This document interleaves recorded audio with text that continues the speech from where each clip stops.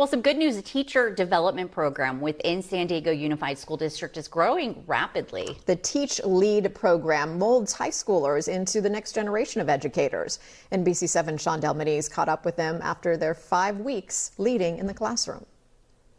The Teach Lead program began 5 summers ago with 22 students from just 2 high schools, and as you can see now has expanded to 400 students from 10 times more schools.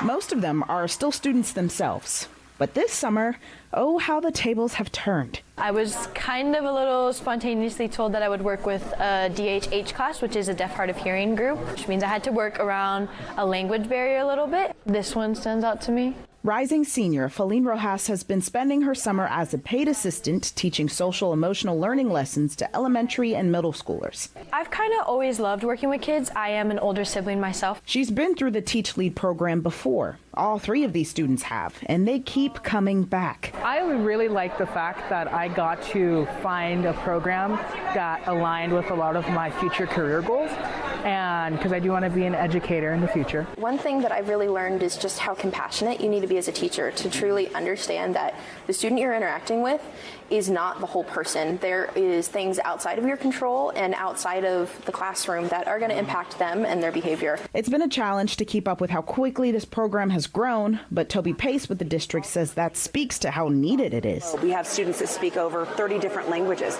and seeing high school interns that look like them, that speak like them, that's inspiring them to want to come back and give back. She says student teachers in grades 10 through 12 go through a rigorous application. Then they're processed through San Diego Unified's HR department and even end the summer with an employee ID. So we're excited to build on that, and hopefully they come back next year. Or if they're going off to college, they can work in the district as paraeducators while they get their degree.